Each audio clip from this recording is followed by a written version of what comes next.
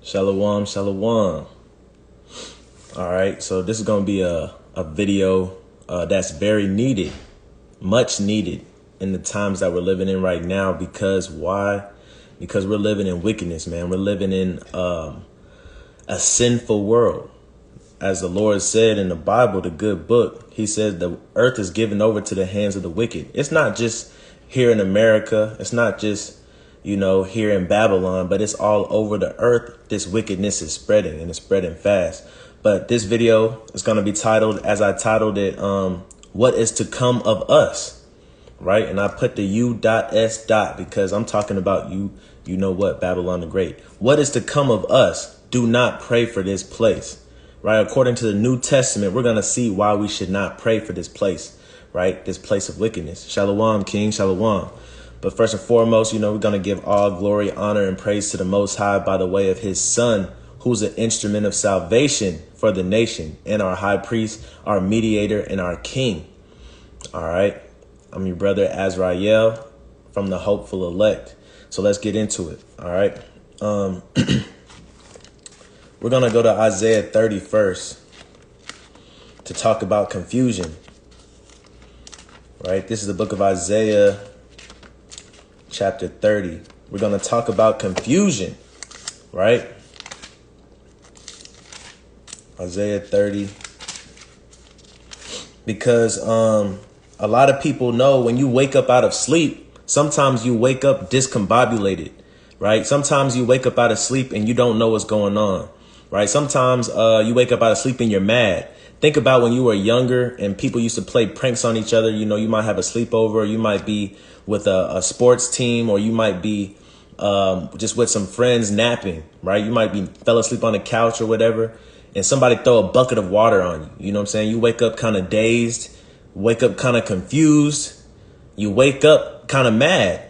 Right. So that's why the Bible tells us what? Oppression makes a wise man mad. When you wake up and you realize you're being oppressed, and that gift is no longer destroying your heart, that gift of a good job, the gift of a scholarship, the gift of a degree, the gift of, X, Y, and Z, when that's no longer destroying your heart, shalom, sis, when that's no longer destroying your heart, guess what? You kind of mad. That's why it says oppression makes a wise man mad, and a gift destroyeth the heart, because those gifts going to destroy your heart to where you can't even see that you're being oppressed. But I want to mention waking up, because here a lot of our brothers and sisters are sleeping in what's called the American dream, right?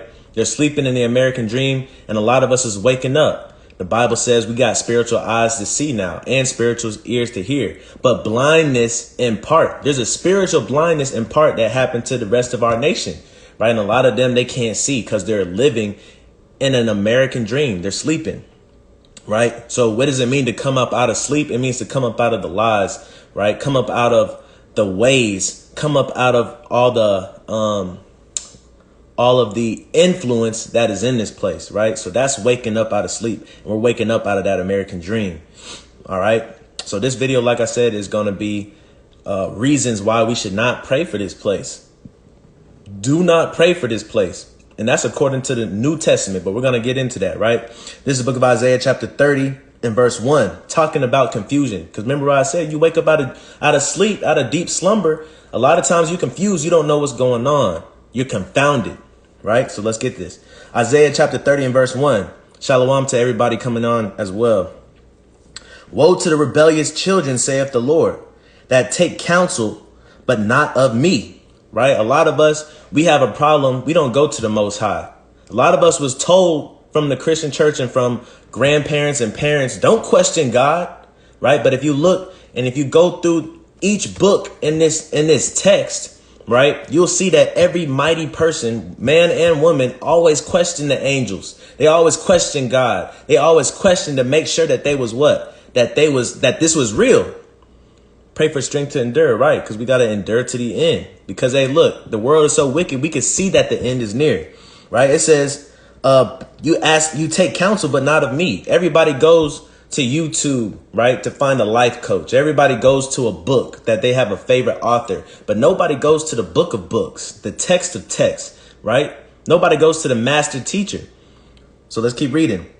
And that cover with a covering, but not of my spirit, that they may add sin to sin. What is that? We could say a lot of ways to cover, cover with the covering and not of the Spirit. How can you do that? Right? You can cover with being a celebrity, right? A lot of us, or for example, when you join Greek life, a lot of times, you kind of turn to a celebrity overnight. So you might put on them letters, right? Them Greek letters, as we know at these colleges. And guess what? You put a covering on, but it's not of the Most High Spirit. It's of a different spirit. And then you add sin to sin. That's how you know it's of a different spirit, when you add sin to sin. And a lot of us were doing that even with gang violence. You put on that color, or them letters, you know what I'm saying? And you add sin to sin, right? You take that job you shouldn't have taken.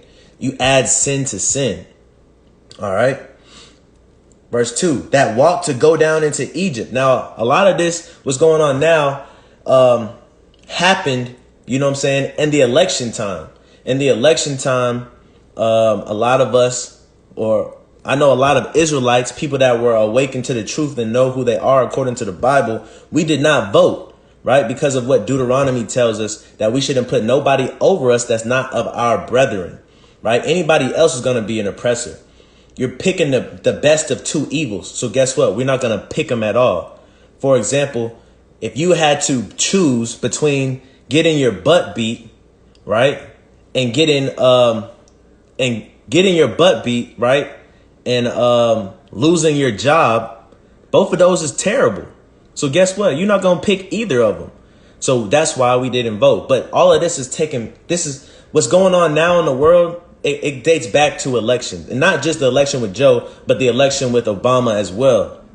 Because we see Obama, he's not our brethren, right? We see Obama push that wickedness. He allowed that wickedness to go on. There was a time where we had the Senate, we had the House, and we had the presidency, and Obama didn't do nothing for black people. He didn't do nothing for the minorities. He didn't do nothing for people in poverty. But what he did do was open the floodgates for sexual immorality. What he did do was open the floodgates for do as thou wilt, right? He pushed all that. He pushed that agenda on the people, right? So everybody that thought change was going to come, that was his slogan, that thought change was going to come, they was confounded. So fast forwarding to the election with Joe Biden, I don't know who in their right mind would pick a man with dementia to rule over them, but that's how simple our people are. That's how ignorant our people are, right? And the Bible says, if any man be ignorant, let him be ignorant. We told them what was going to happen, and they didn't want to believe us. And this is what happened, right? This is Isaiah chapter 30 and verse 2. That walk to go down into Egypt, right? The Most High is saying, you go back into slavery because you want to. When we was in the wilderness the first time, it was a bunch of people that said, hey, we had food in Egypt. We had clothes and raiment in Egypt. Let's go back to Egypt, right? And live on top of the world. A lot of our people will go back to their oppressors to seek change, not knowing you got to come out of your oppressors to seek change, right? It says they walk to go down to Egypt and have not asked at my mouth, right? You want change, but y'all ain't changing your life. You want change, but y'all ain't adhering to the Most High's ways. Y'all not reading the testimonies. You're not reading the scriptures, the things written aforetime, right? For your learning, like Romans 15 and 4 say, right? So it says to strengthen themselves in the strength of Pharaoh and to trust in the shadow of Egypt. So what does that mean? We trust in this society. We trust in the government, right? So we'll go down to the polls. We'll go down on Instagram and wear our stickers, right? On Twitter and wear our stickers. I voted. If you don't vote, you don't have no voice. We'll say all that stuff. And all that stuff really is just to convince us that we're doing something. When really we need to go to the Most High if we want something to be done, right? So we got to wake up out of that American dream, out of them lies, right? Trust in the shadow of Egypt. So we trust in this society. We trust in the lawmakers, right? But we don't trust in the Most High. That's why he said we didn't ask at his mouth. It says, therefore shall the strength of Pharaoh be your shame, right? The strength of what? Shalom, greetings to you too. The strength of Pharaoh is going to be your shame, because guess what? A lot of our people voted for this man Joe, and now they're ashamed. They're ashamed that, they didn't get black rights. They got crack pipes, right? They didn't get stimulus checks. They got funding for Ukraine, right? And a lot of people that thought he was going to do stuff for us as soon as he got in the house. He ain't do nothing but for us, but he did stuff for the ABC community, right?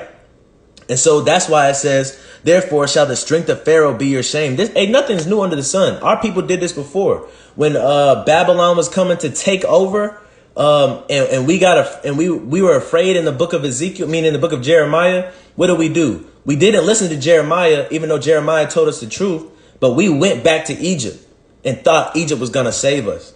And this is what he's saying. It's going to be your confusion because you're not going to the Most High for your help, right? So it says, they're trusted, Salakia, the trust in the shadow of Egypt, your confusion. So remember what I said, when you're waking up out of sleep, a lot of time you wake up dazed, you wake up confused. Now you don't know what's going on in the world. You don't know what Joe got going on. You don't know who's ruling, Democratic, Republic. You don't know what side to choose, what side to vote for next term. And if so, you so confused, you don't know what's going on because you're slowly waking up to the truth. You waking up out of them lies. You're fine. So let's move on though. So let's get that example that I was talking about real quick. Let's go to Jeremiah. This is Jeremiah chapter 42 and verse 6. The book of Jeremiah chapter 42 and verse 6. Whether it be good or whether it be evil, we will obey the voice of the Lord our God, to whom we send thee, that it may be well with us when we obey the voice of the Lord our God. So, hey, look, they praised the Most High with their lips, but did their actions prove it? Because like I said, in the book of Jeremiah, Jeremiah warned the people that destruction was that destruction was coming. And Jeremiah told the people what to do. And he told them what the Most High told him. But the people didn't listen to Jeremiah. They didn't listen to the Most High God, even though they just said this. Whether it be good or evil, we will do what the Most High said to do. Whether he wants us to be destroyed or whether he wants us to be delivered, right? In the book of Maccabees, they said that's why our people were so feared, because they looked at us and they could tell we didn't care whether we lived or died, because we had hope in the resurrection, right? When you watch a movie like 300, people were scared of the 300 soldiers of the Spartans because they didn't care if they lived or died, right? They were happy that somebody put them to the test, all right? It's like me trying to tell my family to follow the Most High and what's to come. They look at me like I'm crazy, right? They look at you like you're crazy because they're an American dream, right? Have you ever tried to wake somebody up and they just won't wake up? But they're kind of like opening their eyes and look confused and they kind of look mad at you. They look at you crazy like, why are you touching me? And then they go back to sleep. That's what's happening spiritually. They're sleeping in the American dream, right? And all these lies, and they feel good, right? They're drunk with wine. Have you ever seen somebody drunk with wine and you try to talk to them with insincerity or have a genuine conversation? You can't. You can't have a genuine conversation, right? When we look at the story of Nabal and Abigail, right? Abigail knew not to talk to her husband when he was full of wine. She waited till the morning, right? Because if you talk to somebody with wine, they're going to look at you like you crazy.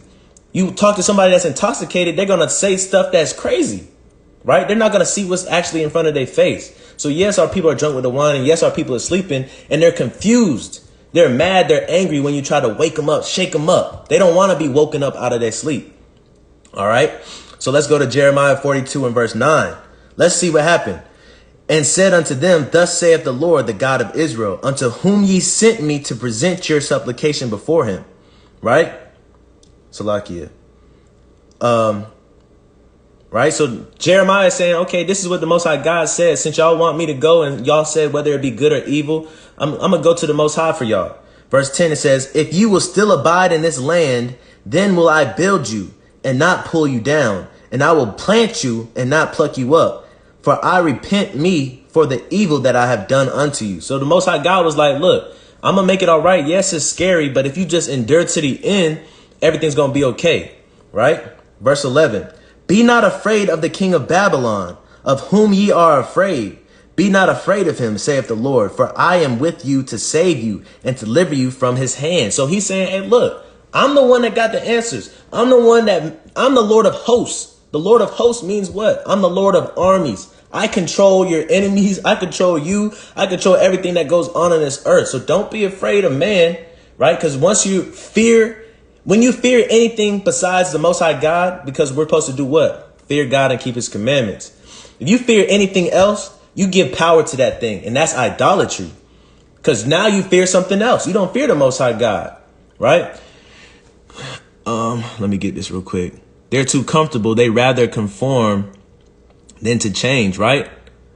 Cognitive dissonance. Our people love eating honey out the heathen's hands, right? Our people, man, they love that. They love free. You know what I'm saying? Anybody loves free. But the thing about it is these heathen or these beasts, they're spoiling us by giving us free things, knowing that it's really not free in return, right? We take it for free, but in turn, we get captive, right? It's almost like setting cheese. That cheese looks free to that rat. That rat's, going around the house, and he see that cheese. It looked free until he take it, and then he trapped, right? But back on track. So the Most High God saying, look, I got the answers. Stay still. But what did the people do? Did the people, did they just praise him with their lips and do something else? Or did they obey the Most High God? Let's find out. Because this is what our people's doing. Jeremiah 42. Let's go to verse 13. It says, but if we say we will not dwell in this land, neither obey the voice of the Lord your God, saying no, but we will go into the land of Egypt, where we shall see no war, nor hear the sound of the trumpet, nor have hunger of bread, and there we will dwell. So the people, look, nothing's new under the sun. The people said, we hear what the Most High God's saying, but we're going to take matters into our own hands. We're going to trust in the government. We're going to go to we're going to go to the people that used to possess us. We're going to go to our oppressors to save us because we don't believe the Most High God can do it. It's too scary, right? So we breaking that down. It says, where we shall see no war. A lot of us think just because we in America, that's why I titled it, Don't Pray for This Place. A lot of us think that we're in a safe haven. We think that we are in a Garden of Eden. We think that nothing can touch us. And I know this because I talk to people in the world all the time, and they think we got the nukes of nukes. We're not worried about military warfare and all that. We're not worried about technology. We're the smartest. Nothing's gonna ever touch America. We'll shoot anything down from the sky when missiles fly, right? A lot of us think that way. We think that way. But what's going to happen? The Most High God is going to confound us and confuse us, and America will have its fall, just like Rome had its fall, just like Greece had its fall, right? Just like Egypt had its fall. These are mighty empires in the world, and they all fell, right? So what more or what less of America? You know what I'm saying? It says, where we shall see no war, nor hear the sound of a trumpet. We think that we're going to fight all of our wars in other people's territory. Not so. It's coming here and it's coming quickly. So don't pray for this place, right? The Bible commands us not to pray for this place. All right. And we're going to get into that. But a lot of us do that. We trust in our enemy so much, and we find safety in our enemy, not knowing that we're going to be set up for the kill. Let me read what's going on here. I'm learning and growing into the truth and making my way through the Bible. Should I stay quiet until I have the full word, or it is okay to teach along the way? What have I already learned? Right. So my advice to you, the Bible says something like we prophesy in part. Right. So what the Most High is giving you, if you can break down Deuteronomy 28 and you can prove that you're an Israelite according to the Bible, hey, teach that to people, but don't teach nothing that's too deep for you. Right. Don't teach nothing that's too high for you, because you might get confounded and stumble. But the stuff that you're sure of and the stuff that you studied of, right, go ahead and teach that. Right. That's adding to the kingdom. Somebody might need to hear that. Right. She says Putin's button is mightier. Right. Putin's not playing. Putin is the sword of the Lord right now. Right. And con, sis, we got too comfortable. So let's move on. Right. I'm going to keep reading for a second. And now, therefore, hear the word of the Lord, ye remnant of Judah. Thus saith the Lord of hosts, the God of Israel. If ye wholly set your faces to enter into Egypt and go to sojourn there, then it shall come to pass that the sword which ye feared shall overtake you. So guess what? The Most High God said, if you disobey me, what you're fearing is definitely going to come to you. So just listen. right? There in the land of Egypt. And we know that this is spiritual Egypt. That's what the book of Revelation say. And the famine whereof ye were afraid shall follow close after you there in Egypt, and there ye shall die, right? So shall it be with all the men that set their faces to go into Egypt to sojourn there. They shall die by the sword, by the famine, and by the pestilence, right? All these different diseases, these different flus, these different vaccines and stuff. And none of them shall remain or escape from the evil that I will bring upon them. And this is talking about God's chosen people. It's not just talking about random people. This is talking about God's chosen people, right? If you want to trust the government and society, and you want to lean on to the heathen and to the beast of the world and to the branches, right, of that wicked tree, guess what? When them branches fall, you're going to be falling too.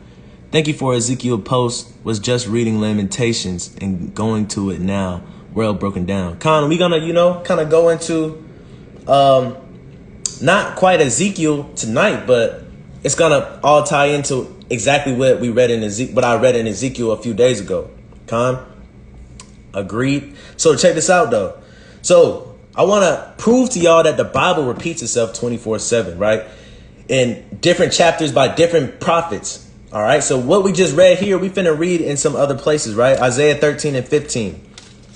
Because the Most High God just told us what? The Most High God just said, if you want to trust and you want to stay in the land, you want to, put all your trust to your oppressors, when that punishment comes to your oppressor for their wickedness, you're going to be caught up too. So this is Isaiah 13 and 15. This is another prophet, Isaiah, different from Jeremiah. What did he say? Isaiah 13 and 15. Everyone that is found shall be thrust through, and everyone that is joined unto them shall fall by the sword. So Isaiah is saying the same exact thing as well. You know what I'm saying? It's a redundant, repetitious book, right? They're all saying the same thing, right? And that's why we cannot pray for this wicked place, right? That's why I titled it, What's to Come of Us, the U.S. What's to come of us, right? We all know what's coming. Even if you're not in this truth, you can feel something coming. You can feel something taking place in the atmosphere, right? If you don't believe in something spiritual, you believe, something is taking place in the atmosphere. We look at all these wicked, abominable award shows and all these wicked, abominable influencers. Hey, it's no wonder that it causes place spiritual Babylon, right? We have gods and goddesses. People wave their hands, cry, pass out when they see these people, right? People will take advice from somebody that they don't even know just from watching a screen on a phone or on TV or on YouTube, their laptop, right? We're in Babylon. A lot of us are in idolatry. All right. So check this out. You might say, but this right here, that's talking about Babylon, not Egypt. Jeremiah was talking about Egypt, right? Well, I'm letting you know today that prophecy is manifold, right? That prophecy is talking about both. Because if you know anything about America, America is Rome, America is Greece, America is Egypt, America is all Babylon. It's all of the above. That's how America was able to grow so fast, because they took notes of all these other kingdoms, all these other empires, and they were able to grow so fast, right? But it's going to fall faster. All right. So let's get that real quick. In the book of Revelation, chapter 11 and verse 8. This is the book of Revelation, chapter 11 and verse 8. Last book of the Bible, right? And a lot of people think this is John's vision, but at the beginning of this text, it says that this is the revelation of Christ and what he had to give, right? I'm in preparation mode 24/7, including my dogs. The Bible doesn't lie. Something is brewing, and we know what. Hey, look, I ain't gonna lie. Sidebar, dogs are a good animal to have because they're very spiritual beings, right? They're a spiritual beast. You might see them barking at the corner of your house, right? Letting you know something. But moving on, Revelation chapter 11 and verse 8, it says, and their dead bodies shall lie in the street of the great city, which spiritually is called Sodom and Egypt, where also our Lord was crucified. So this great city has a name, and it also has spiritual names, right? So like you remember, he told Peter that Simon, that his name was no longer Simon, but it was Peter, right? He had a spiritual name. All of us, we have spiritual names because he formed us before we was in the womb. You don't think when he formed us, he didn't give us names, right? He didn't, he allowed our parents to name us, but he already named us. So these really are nicknames that we got nowadays, right? Because he gave us spiritual names, and these kingdoms have spiritual names, and these lands have spiritual names, right?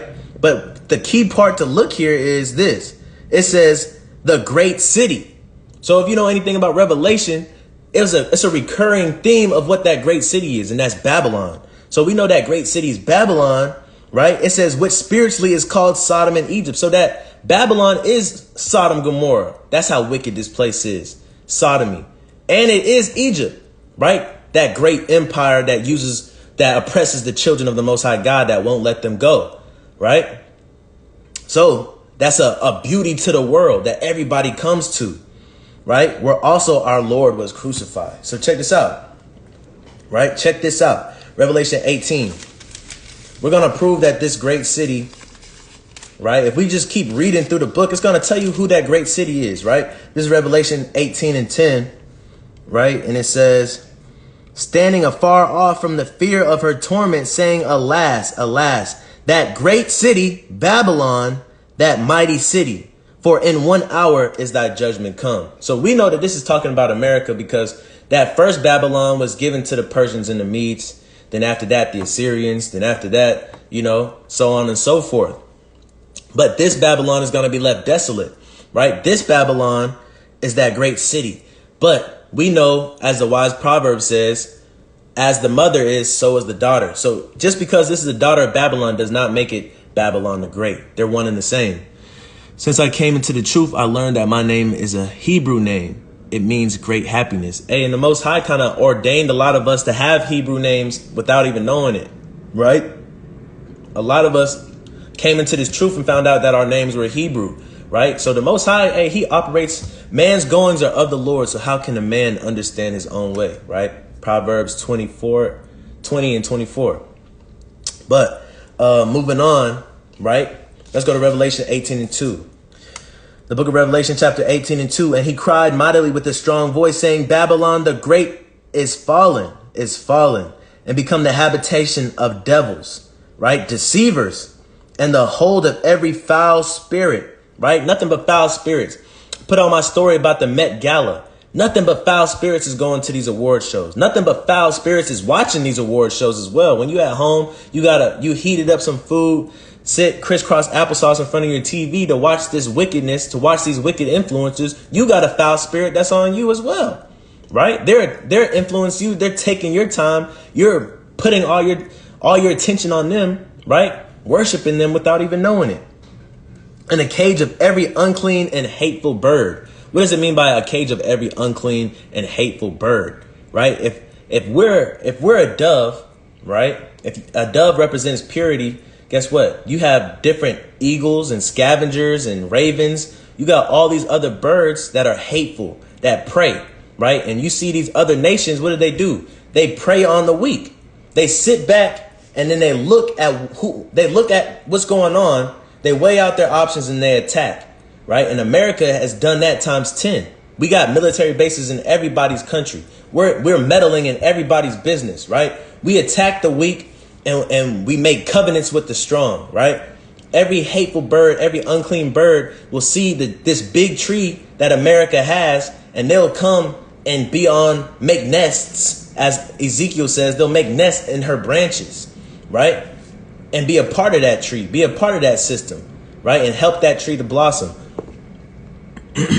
Is it true that when Babylon falls, it will be inhabitable? In flames, essentially. Hey, look, when Babylon falls, like, what does it call it? Call this place spiritual Egypt, means Sodom, right? What happened to Sodom and Gomorrah? It was burnt with fire.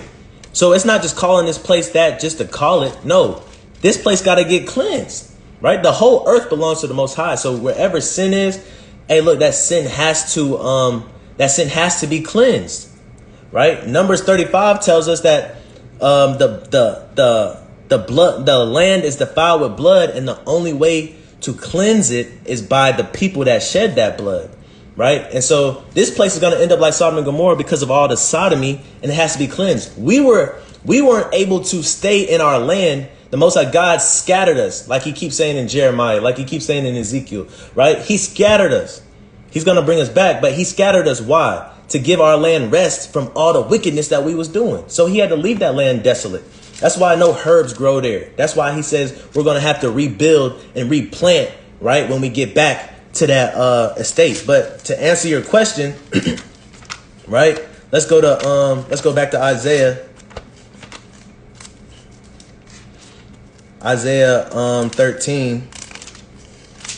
To answer your question, if this place is going to be inhabitable, Isaiah 13.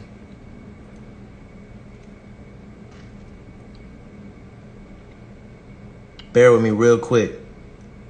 All right, so check this out. Verse 19 says, in Babylon, the glory of kingdoms, the beauty of the Chaldees' excellency. What does that mean? The beauty of the Chaldees' excellency.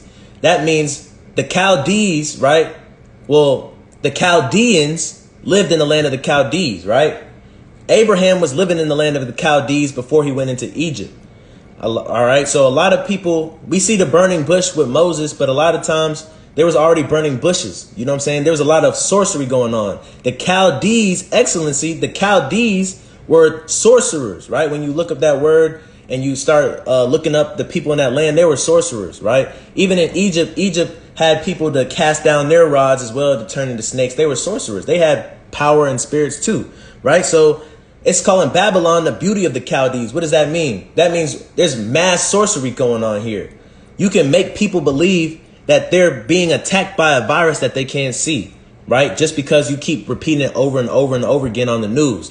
This place conditions you to believe in a zombie apocalypse is normal. They condition you to believe that aliens are normal. They condition you to believe that you're free when you're really not, right? This place is the beauty of sorcery, the beauty of the Chaldees' excellence, right? This place is the beauty of the Chaldees. Why? Because of all the pharmaceutical programs that we have that making millions, billions of dollars off of what?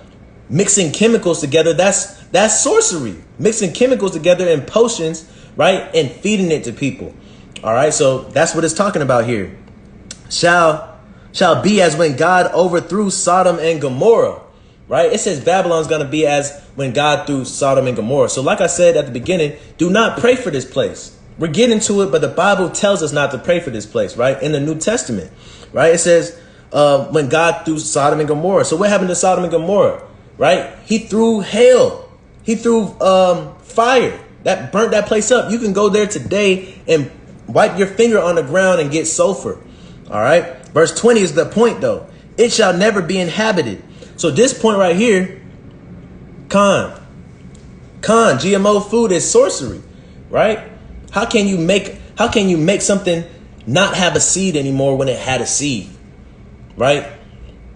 So check this out. It shall never be inhabited. This is the point. This is the point that you wanted, sister, because the first Babylon, when it fell, you would think if you was new to reading the Bible, you might say, well, this is talking about the ancient Babylon. We know it's not talking about ancient Babylon because it says this place will never be inhabited after it falls. That first Babylon was inhabited by the Persians and the Medes, right? When we read Daniel, Daniel tells Nebuchadnezzar and all them what's going to happen, right? The Persians and the Medes, then the Assyrians, right? And so on and so forth. So we know that this is not talking about that place. This is talking about a future Babylon, the Babylon that's in Revelation. It says, shall never be inhabited, neither shall it be dwelt in from generation to generation. So that means, hey, look, even after Babylon falls, guess what? There's going to be a little bit of time left because power is going to shift to another so-called white man, as we know it as Gog and Magog. And that Gog and Magog is going to get that new world order, right? That Revelation talks about that Satan's going to send his spirit to use Gog, right? To get what? To get all the nations to surround the people that's at rest, right? Like Ezekiel tells us. Going to surround the people at rest. Once we're breaking free from this captivity, like a woman in travail, guess what? They're going to attack us. We all heard like when the enemy comes in like a flood, that means they're coming in at all directions and they're coming fast. But that's when the Most High going to strike them down. Neither shall the Arabian pitch their tent there, neither shall the shepherds make their fold there. So this place is going to be inhabited, right? But getting back on topic, well, that was on topic. You know what I'm saying? Do not pray for this place. You can't pray for this place. So check this out. Just to get into that some more, let's go to Jeremiah 51. Jeremiah 51:9 is going to tell you in the Old Testament, because remember I said it's in the New Testament, but it's in the Old Testament as well, to not pray for this place. Right? This is Jeremiah 51 and verse 9. It says, "We would have healed Babylon, but she is not healed. Forsake her, and let us go every one to his own country, for her judgment reaches unto the heaven and is lifted up even to the skies." So this right here is pretty much the book of Revelation before the book of Revelation was even written, right? Before that vision was even given to John, it was given to Jeremiah.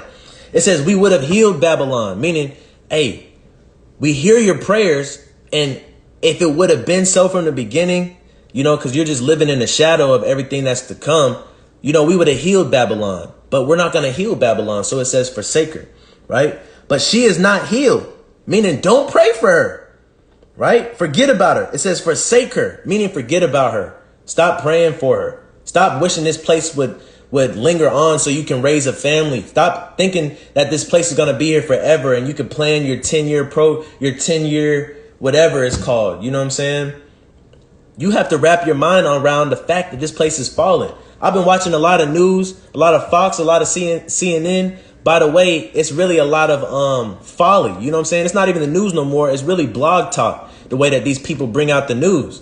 You know what I'm saying? But they say a lot of things. They're saying a lot of things, and it's not good, right? I think Trump came on one time and he said, hey, look, it's only going to get worse from here. They should have acted. If they was going to act it, they should have acted a while ago. But hey, and Trump said I had a good relationship with Putin, but I don't know who this man is. He said, I don't know who he is anymore. This is not the Putin that I knew. Why? Because there's a spiritual shift. The Most High God is using Putin, and he's not backing down, right? But there's a lot of things that's coming fast, right? That's why we can't get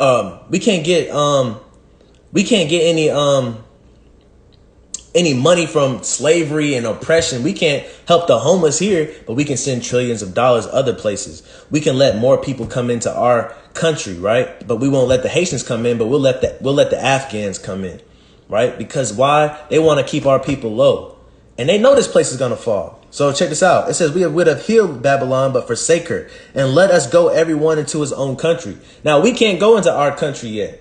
So that's why it says we're going to be in the wilderness. The wilderness is everywhere that's not your land, right? Salakia. All praises. It's crazy how much stuff is happening to lead up to this topic, right? It's so much going on in the world right now. You know what I'm saying? And our people need to know, stop wasting your time praying for this place. You need to spend your time getting your salvation to save yourself, right? It says, I just found out that there's this thing called Bite Labs. Google it. I will. Where they are allowing you to eat your favorite celeb's flesh. Praying for Babylon. Hey, look. We're praying for a speedy destruction for this place. Because I believe that. I don't even have to Google it to believe it. When you got people like, what's that girl's name? Megan. She's dating MGK. They're openly talking about how they do rituals. They say it out their mouth that it's rituals, right? That's what? That's drinking each other's blood, slitting their flesh, drinking each other's blood. This place is wicked. And they've conditioned us to the point to where we don't even care. Well, the normal American doesn't care. They just find it funny, right? They might even emulate it themselves, right? So it's saying to flee into your own country. We're going to be in the wilderness because we can't go into our country yet until the Messiah come back. For her judgment reaches unto the heaven and is lifted up to the skies, right? So that's the same thing Revelation 18 says, right? When we go to the book of Revelation, chapter 18, it says the same exact thing, right? So let's go to that real quick. Salakia.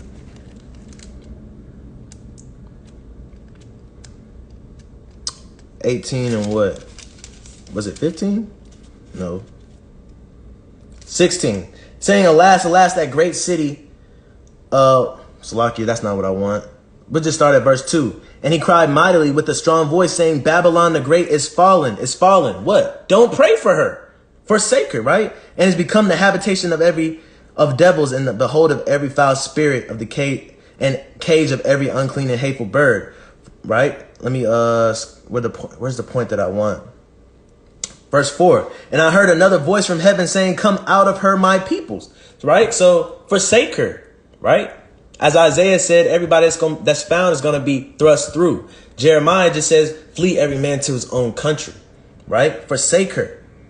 Come out of her, my people, that ye be not partakers of her sins, and that ye receive not of her plagues. Because if you stay in the land, like we read in Jeremiah, you stay in the land after he said, he's going to send the pestilence. He's going to send the sickness. He's going to send the sword, the judgment. And it's coming fast to the wicked people. But if you're amongst the wicked people, guess what? It's going to come for you too. All right, so check this out.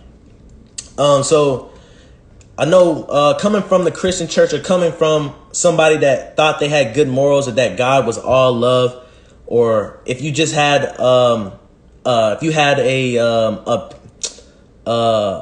what's the word I want to use? If you had a interpretation that all people that believe in the Bible believe that, you know, everything's supposed to be all good and dandy, right? Coming from that aspect, you might be thinking it's kind of harsh to say don't pray for this place. We're supposed to be praying for world peace, you might think. We're supposed to be praying for peace in the Middle East, to stop all wars. But the Most High God said he's a man of war, right? So true. Do not be conformed to this world, right? Don't be conformed to this world. So check this out. We just look at some examples. David lost his firstborn. Why did he lose his firstborn though? Because he had it through sin, right? He committed adultery and killed the husband of the wife that he committed adultery with, right? Bathsheba. This may be God's judgment. This is God's judgment, right? Hey, I'm praying for God's will too. And the Bible lets us know what his will is, right? We got to pray for judgment, right? And not pray against his judgment. So check this out.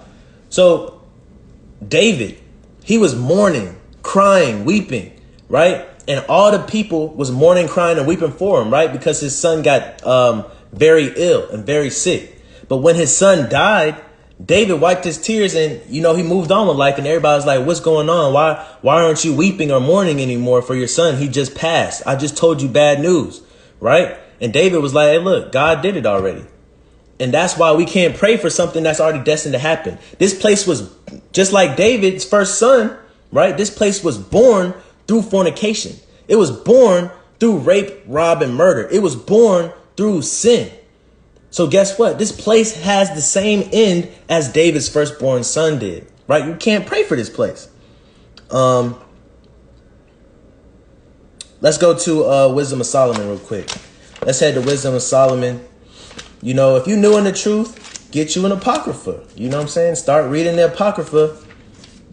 It'll make the New Testament a lot clearer. But let's go to Wisdom of Solomon.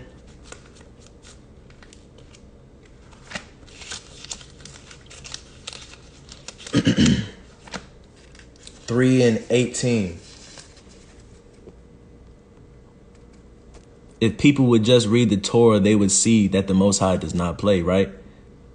Let the dead bury the dead. Hey, Christ was cold when he said, let the dead bury the dead.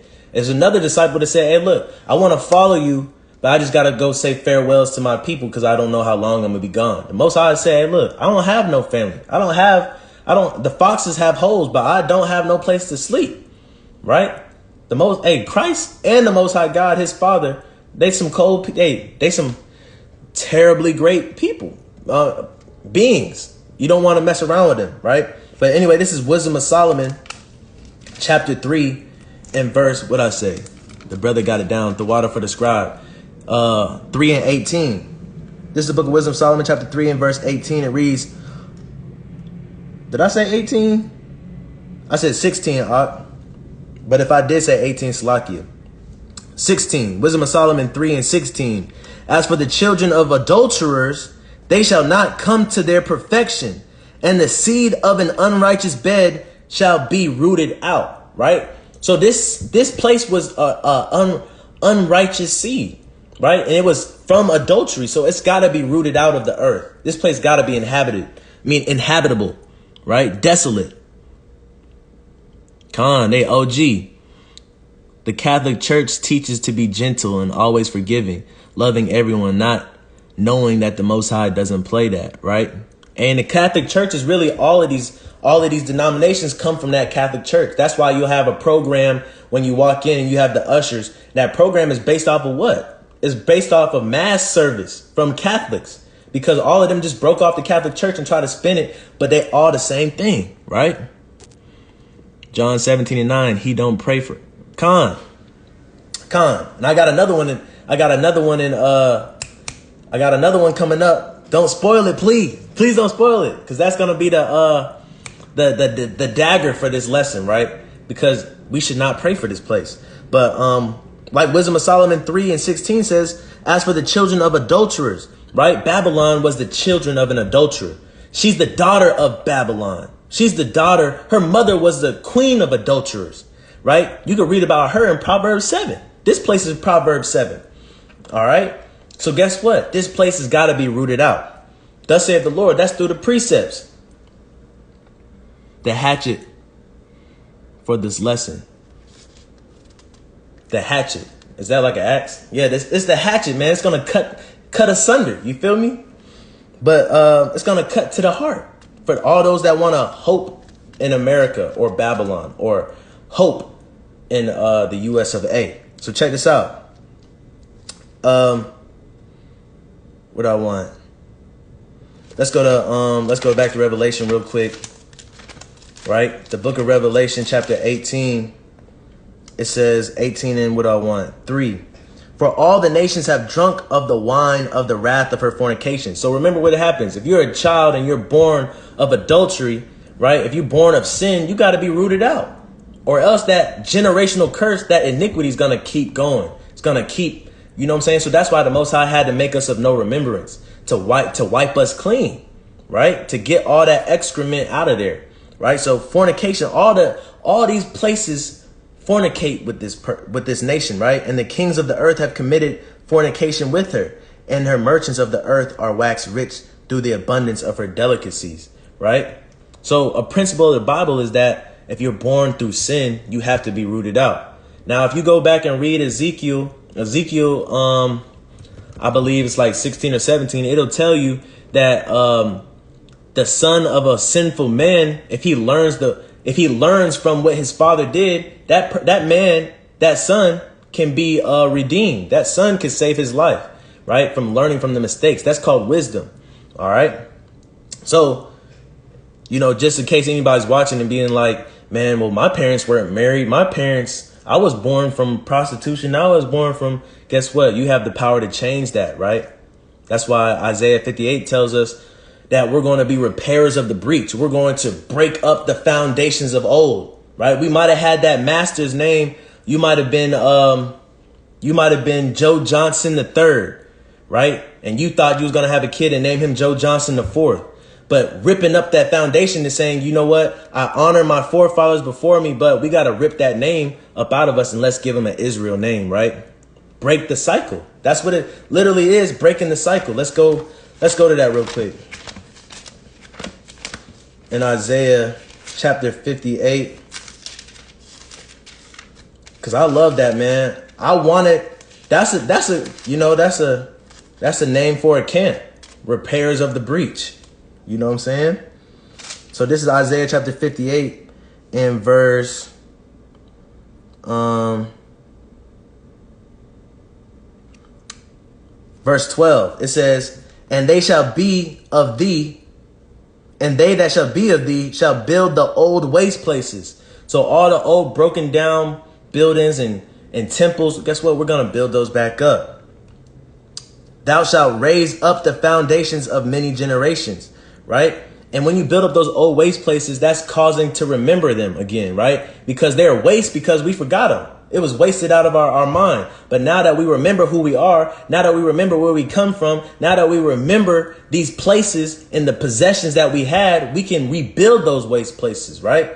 It says, and shall raise up the foundations of many generations. So it's no disrespect to our grandparents. It's no disrespect to our uncles, our parents, when we want to, start living Hebrew, start living our culture. What we're doing is just raising up the foundations. We're coming out of the churches. They might think that we lost our minds, but we're raising up foundations. We're tearing it up. Like if you get your floor replaced, you got to tear up that old floor. Even if it does have some memories, even if you remember that spot on the carpet where it has a stain and you was like, man, I remember that party and that was a good time. But you got to rip that up if you want to have something new, right? If you want to have something that nobody's ever touched before, right? Don't go start a new camp. I'm not going to start no new camp. You know, the hopeful elect. But if anybody else need a camp name, Repairs of the Breach, right? ROB. You know what I'm saying? But anyway, but yeah, they're going to build the old waste places and raise up the foundations of many generations. And thou shalt be called the repairer of the breach. What is a breach? A breach is a gap. So when you repair that breach, you got to build a bridge and you got to walk over that bridge, right? The restorer of paths to dwell in. So those old paths, guess what? We're not supposed to dwell in those. We're supposed to make a new path, and that's the path that we're going to dwell in. That's the path that's going to lead us to safety. Rob, not a good look for Jakes. Hey, look, what goes around comes around. We was robbed, so we got to rob. Nah. But moving on real quick, right? Because we almost there.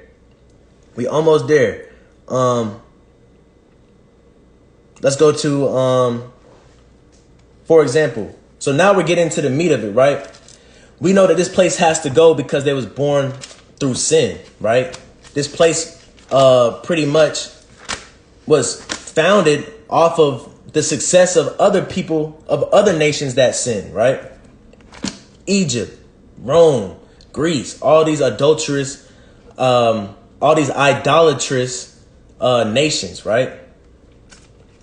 So let's get some examples of why else we can't pray. Why we are not supposed to pray for this place. Let's get some more examples of why this place is doomed from the beginning. Let's get some more examples of why we should forsake this place and why, you know, being Christians, followers of Christ, we shouldn't get down on our knees, join hands, and have a big corporate prayer on the phone, right, to pray for this place, right? Let's go to Exodus 21. This is the book of Exodus 21 and 16. Exodus 21 and 16. And it reads, and he that stealeth a man and selleth him, or if he be found in his hand, he shall surely be put to death. Right? Why pray for a place that God said is owned by our enemies? We can't pray for some place that was never supposed to be in the hands of the people, you know, that's ruling it. So Exodus 21 and 16 is another reason. It says, and he that stealeth a man and selleth him, or if he be found in his hand, he shall surely be put to death. Right? So guess what? This place stole a man and sold a man. And the wages of sin for this is death. Right? The wages, the brother that's on here right now, Shalom to Sigil Aesthetics, my boy Levi, he put a tweet out either today or yesterday, and he said, hey, look, some people you just can't pray for. The only thing that's coming for them is death. And that's America. You feel me? Did we pray for Greece? You saw how that went. Right. You know what I'm saying? You want to make covenants with the heathen? Guess what? You're going to be destroyed with them. So check this out. Also, the Bible calls us a type of first fruits for the Most High. And if you know what happens if you steal somebody's first fruit, you get put to death. Also, we were a bride to Christ. They stole the bride and sold it, prostituted the daughters of Israel, right? And they're still prostituting the daughters of Israel. So guess what has to happen? They got to be put to death. Thus saith Deuteronomy 22, right? So check this out. That's another reason. So check this out. Let's get two more reasons, and then we're going to get to the dagger. All right. Another reason would be Leviticus, right? Chapter 20 and verse 10. Leviticus chapter 20 and verse 10. These are reasons why you're not supposed to pray for this place, right? Spiritually and physically, right? Leviticus 20 and 10 says, and the man that committeth adultery with another man's wife. Remember what I said? We're the bride of Christ. Right? If you know anything about marriage back in the day, it was between men. It wasn't between a man and a woman. Right? It was between the man and the father of that household. You know what I'm saying? So the Most High God, we're his bride too, because he presented us to his son. For example, when Abraham's wife died, he wanted to please his son from his wife's death, his mom's death, right? So what did he do? He went and found a bride for his son and presented it to his son. You see what I'm saying? So it was between the men. So we're not only the bride of Christ, but we're the bride of the Most High as well. You know what I'm saying? He went and found us. He went and sent his servant to find us, and that we was a delicate virgin, pure. And he presented us to his son, right? So guess what? The Most High said, and the man that committeth adultery with another man's wife, even he that committeth adultery with his neighbor's wife, the adulterer and the adulteress shall surely be put to death. So they got to be put to death. They got to be put to death for stealing the Most High and his son's bride and committing adultery with us. You know what I'm saying? And not just America, but all these nations. They got to be put to death, right? So that's the end game. That's the end game. Get down, lay down. Get down or lay down, all right? You can cleave to us now and we can take you, but if not, you got to get down or lay down. You got to die. That's the Bible. That's how the Bible operates.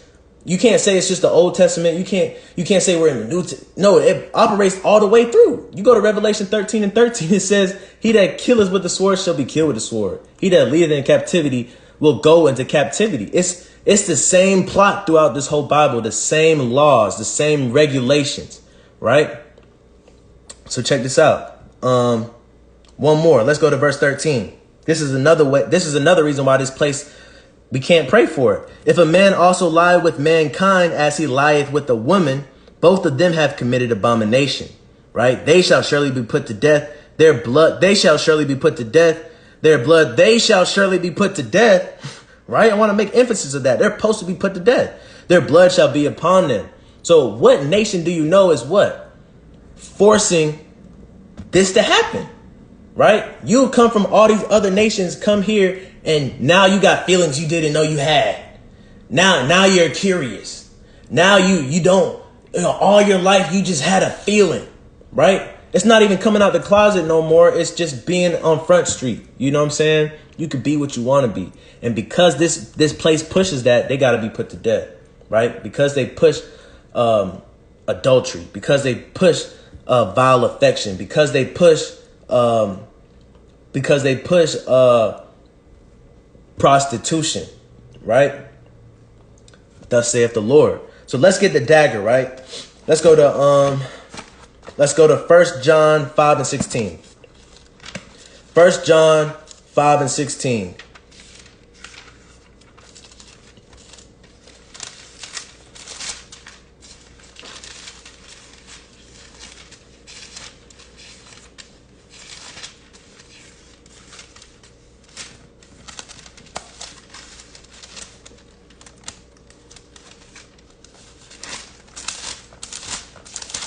This is the book of 1 John chapter 5 and verse 16. And it reads, if any man see his brother sin a sin which is not unto death. So look, there's a sin unto death. There's a sin not unto death. Right? So bear with me and let's read. If any man see his brother sin a sin which is not unto death, he shall ask, and he shall give him life for them that sin not unto death. Right?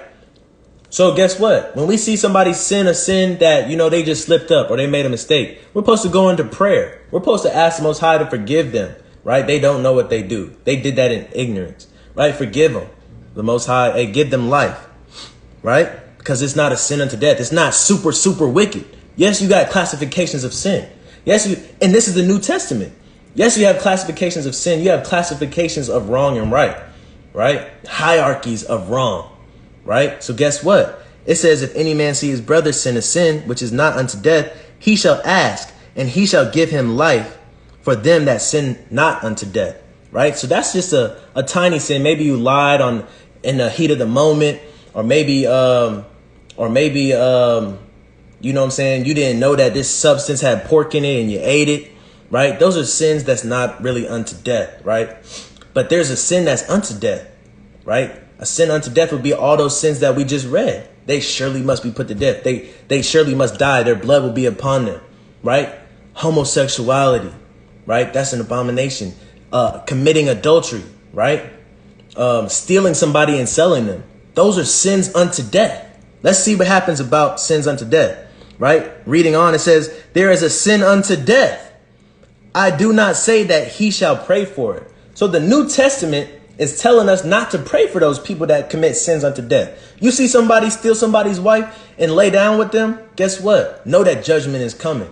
You see somebody steal a child, kidnap somebody, right? Maybe rape them and sell them on a black market. Guess what? Don't pray for them to be changed, right?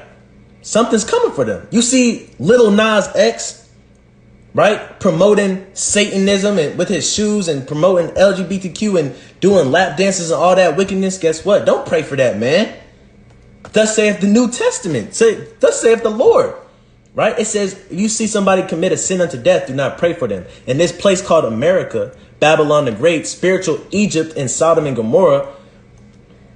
Hey, do I need to say it? We're not supposed to pray for them. We've seen them commit sins unto death and force it down our throat.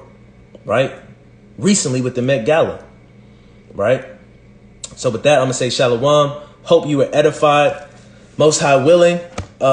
Giving all glory and honor to the Most High God by the way of his Son, who's an instrument of salvation for the nation.